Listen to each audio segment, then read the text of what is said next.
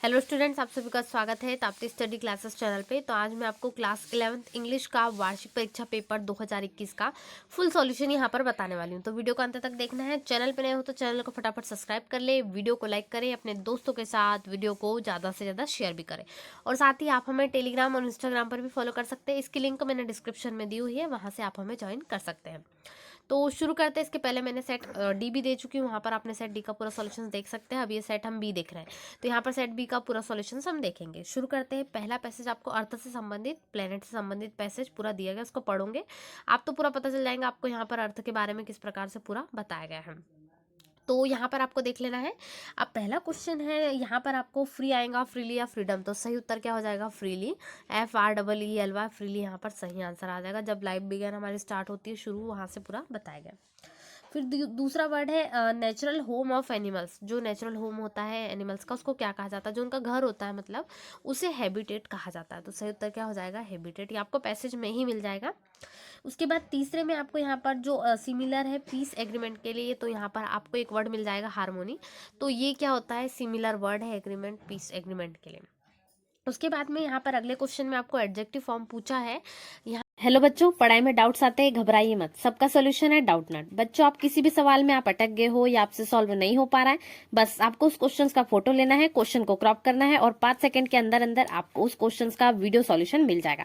फिर चाहे आपका क्वेश्चन होमवर्क का हो, CBSE का हो, यूपी, बिहार, महाराष्ट्र, राजस्थान, MP या किसी और बोर्ड का हो, चाहे IIT, JEE, नीट या क्लास 6 से 12वीं का सवाल हो, इन सबका जवाब मिलेगा डाउटनट ऐप पर। या फिर कोई भी सब्जेक्ट हो, physics, chemistry, maths, biology, science, आपके सभी सवालों के जवाब मिलेंगे आपको डाउटनट पर।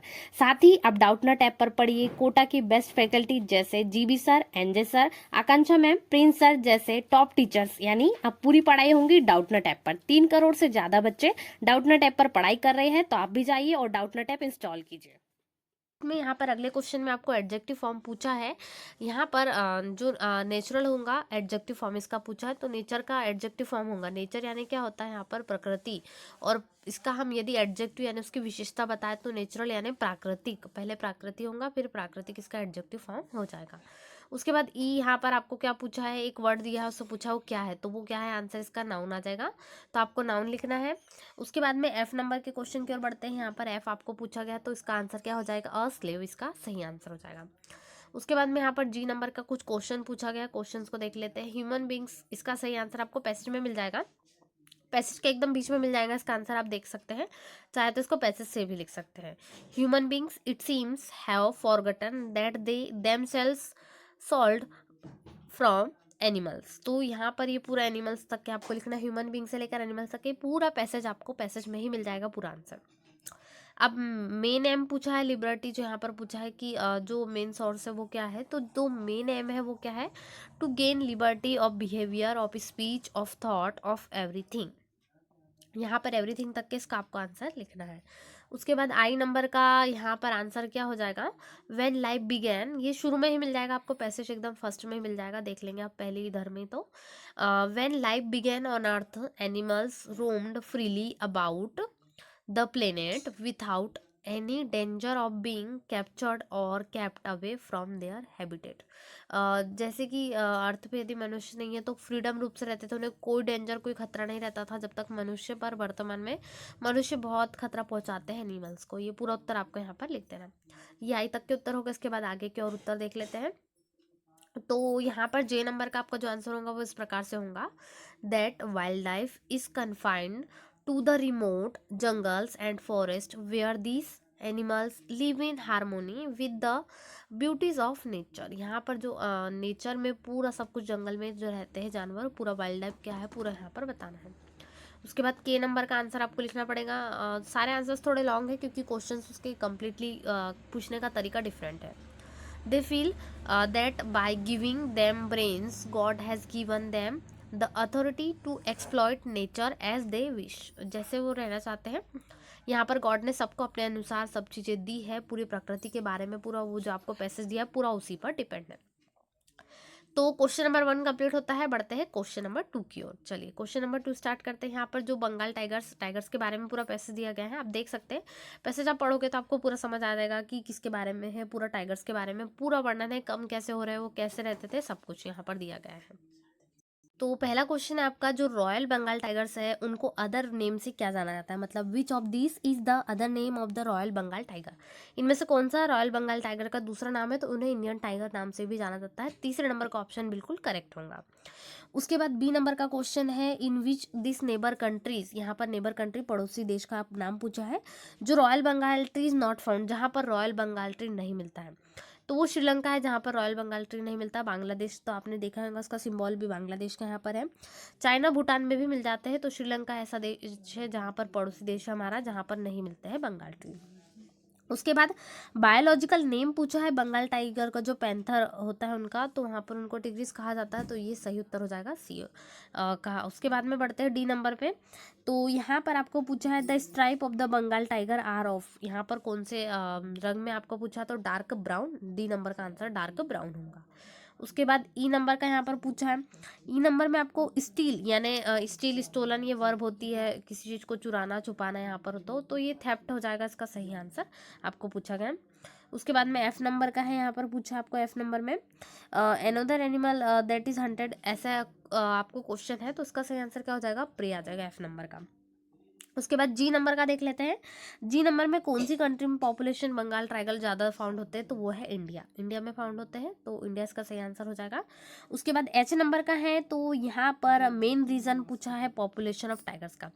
तो देखिए आंसर थोड़ा बड़ा है, मैंने यहाँ शॉर्ट में बता देती हूँ, हंटिंग पोचिंग, और इसके आगे और आपको लिखना है यहाँ पर, जो सबसे लास्ट में चल जाए पैसेज की सबसे लास्ट लाइन पूरी आप लिख सकते हैं यहाँ पर चाहे तो यहाँ पर आप लिख सकते हैं hunting poaching urbanisation habitat loss and illegal wild life trade. तो ये पूरा इलीगल वाइल्ड लाइफ ट्रेड अब तक के आपको पूरा लिख लेना है, यहाँ पर पूरा कंप्लीट कर लेंगे पैसेज से। मैंने यहाँ पे सिर्फ आपको 2 वर्डिंग में बताया है। अब पूछा है when was the latest survey of the tigers conducted according to the passage. Passage के अनुसार सबसे सर्वे कब हुआ था लास्ट, तो 2017 में हुआ है। पैसेज को रीड कर ले तो आपको पूरा मिल जाएगा, और उसको समझने की कोशिश करेंगे तो। चलिए क्वेश्चन नंबर 3 जो है उसको हम सॉल्यूशन बाद में देखते हैं, पहले क्वेश्चन नंबर 4 का देख लेते हैं। तो क्वेश्चन नंबर 4 जो है वो ग्रामर सेक्शन यहाँ पर आ रहा है, सेक्शन बी। अब स्टार्ट करते हैं हम, ग्रामर का है पूरा सेक्शन। तो यहाँ से क्वेश्चन नंबर 4 से हम पूरा शुरू करते हैं। तो क्वेश्चन नंबर 4 में पहला आपको यहाँ पर पूछा गया है, she is dash European lady. तो ए आना चाहिए ऑप्शन में, ए आपको नहीं दिख रहा होगा पर ए आएगा इसमें रियल। तो जो फर्स्ट नंबर है वहाँ पर ए होगा, फिर एन होगा, फिर द होगा, तो जो ऑप्शन नंबर 1 है वो करेक्ट है, ए आएगा आंसर। उसके बाद में क्वेश्चन नंबर 2 है यहाँ पर, do you have dash minute to discuss the subject. तो यहाँ पर आपको क्या आना चाहिए, यहाँ पर आपका आपके पास फ्यू मिनट्स है, तो यहाँ पर बोलते हैं ना आपके पास बहुत कम समय, फ्यू मिनट्स लेफ्ट, तो यहाँ पर फ्यू आ जाएगा। उसके बाद में है would you like to have coffee. तो would you like to have यहाँ पर क्या आ जाएगा, सम कॉफ़ी, यहाँ पर आपको लिख लेना है, क्योंकि मैनी यानी कोई कॉफ़ी तो होता नहीं, एनी यानी कोई, और फ्यू यानी कुछ, यहाँ पर वो नहीं आएगा, मात्राओं के लिए है। उसके बाद में यहाँ पर डी नंबर का देख लेते हैं। डी नंबर में ही always dash truth, he always speaks the truth, यानी वो हमेशा सत्य बोलता है, तो आ रहा है यहाँ पर। तो अंत में ये प्रेजेंट टेंस का है, तो ऐसे इसमें आ जाता है एस या एस, तो ऐसे यहाँ पर लगाना है स्पीक्स में। ई है they dash English nowadays, they is learning आएगा, द एम आएगा, आर आएगा, तो दे क्या है, प्लूरल फॉर्म है, तो दे प्लूरल फॉर्म है, तो प्लूरल के साथ में इज एम आर। इज जो है वो सिंगुलर के साथ में, एम जो है सिर्फ आई के साथ में, और आर किसके साथ में आता है, पूरे प्लूरल फॉर्म में। और यहाँ पर प्लूरल फॉर्म क्या है, यहाँ पर दे है प्लूरल, तो आर लर्निंग आ जाएगा, तो they are learning English nowadays, वे अभी सीख रहे हैं इंग्लिश यहाँ पर नाउ दिनों में। तो अब उसके बाद में यहाँ पर बढ़ते हैं, it since morning. Since morning है, मतलब यहाँ पर ये वाक्य जो है इस प्रकार से है, तो वाक्य को कंटिन्यू करने के लिए हैज़ बीन लगाना पड़ेगा। तो it has been raining since morning, सुबह से वर्षा हो रही है। अब उसके बाद क्वेश्चन नंबर 5 देख लेते हैं। क्वेश्चन नंबर 5 है डू एज डायरेक्टेड है।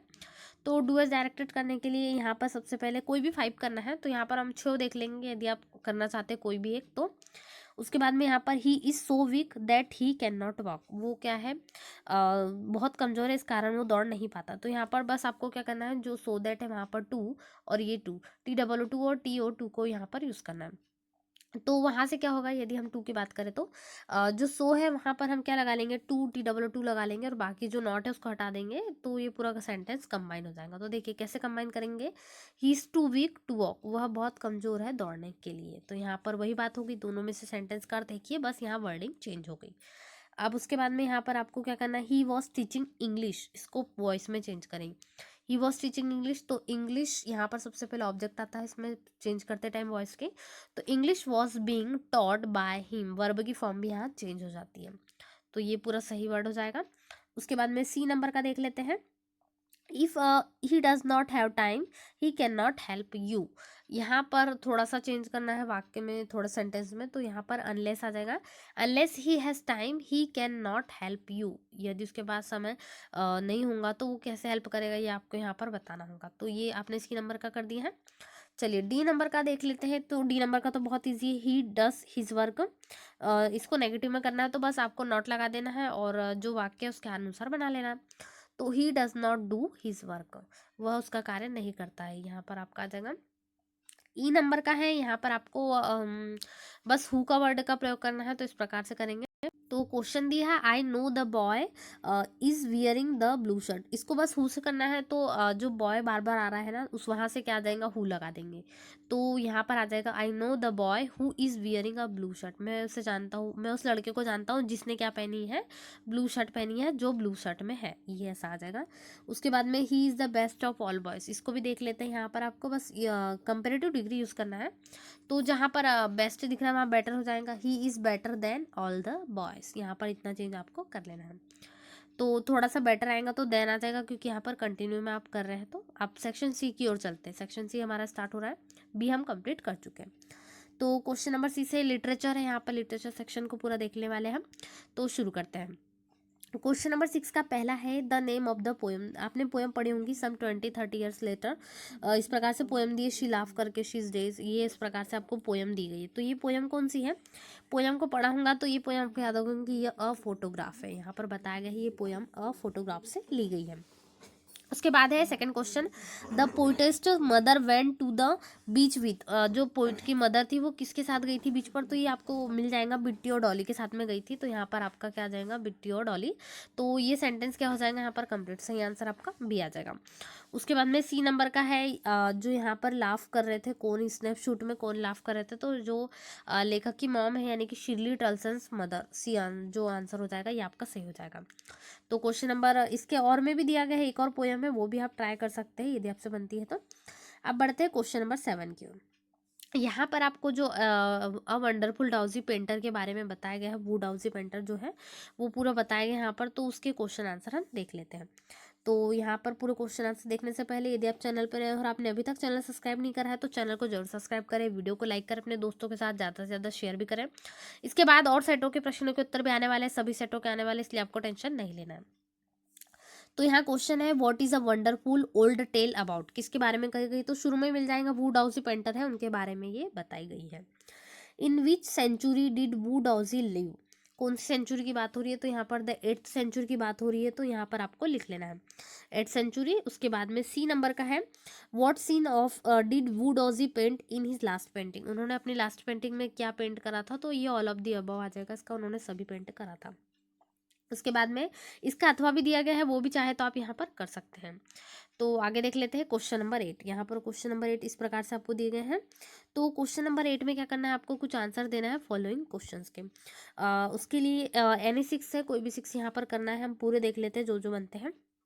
In the portrait of a lady जो आपको है लेसन, उसमें बताना है कौन से एनिमल्स को दादी माँ फीड करती थी, तो यानी खिलाती थी, तो स्पेरस को, स्पेरोस को खिलाती थी, वो दाने देती थी। उसके बाद में है अगला question, in we are not afraid to die which is considered the world's roughest sea, कौन सा कंसिडर करते हैं, तो द साउथर्न इंडियन ओशियन के बारे में यहाँ पर बताया गया है, जो है हम मरने से नहीं डरते हैं, यदि इस प्रकार से जो है वो पूरा यहाँ पर बताया गया है। उसके बाद में है फ्रेंच पेंटर जो है mooted the concept of art but in 1940, तो वो जीन डफेट है, उन्होंने एक उनके बारे में बताया गया, फ्रेंच पेंटर थे वो, यहाँ पर वर्णन पूरा किया गया है। उसके बाद में है दूज हु कंट्रोल और look after a trust of, यहाँ पर इस प्रकार से क्वेश्चन है, तो यहाँ पर कौन कंट्रोल करता है, इसको ट्रस्टी कहते हैं, जो ट्रस्ट को कंट्रोल करता है, पूरा एक नाम में इसको बोल सकते हैं, ट्रस्टी कहलाते हो। और जो पोयम है चाइल्डहुड, उसमें यहाँ पर आपको बताया गया है hell and heaven are not found in, कहाँ पर नहीं मिलता है, वो ज्योग्राफी में नहीं मिलेगा, बाकी तो आपको जो जो है फिलोसफी पॉलिटिकल साइंस हिस्ट्री इनमें मिल जाएगा।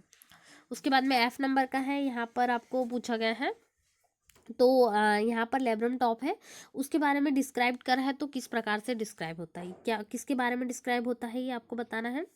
और तो किसके बारे में यहाँ पर साइलेंट, यहाँ पर जो डिस्क्राइब है। और साथ में ही जो अगले क्वेश्चन है उसमें आपको वॉइस ऑफ द रैन से पूछा गया, तो इसका आंसर क्या आ जाएगा, लाइफ आ जाएगा। तो ये हो गया हमारा सारा सॉल्यूशंस। आगे के सॉल्यूशंस के लिए आपको चैनल को सब्सक्राइब करना है, और साथ ही साथ सभी सेट्स के सॉल्यूशंस आने वाले हैं, आप बिल्कुल टेंशन ना लें। सारे सेट्स ए से लेकर ई तक के पूरे सेट्स का सॉल्यूशन आएगा, इसलिए आपको टेंशन नहीं लेना है। सभी विषयों के आने वाले हैं, इसलिए सबसे पहले चैनल को सब्सक्राइब कर लें, अपने दोस्तों के साथ ज़्यादा से ज़्यादा शेयर भी करें। तो मिलते हैं ऐसे नए वीडियो में, तब तक आप हमें इंस्टाग्राम और टेलीग्राम पर भी फॉलो कर सकते हैं, इसकी लिंक डिस्क्रिप्शन में दी गई है। Thanks for watching.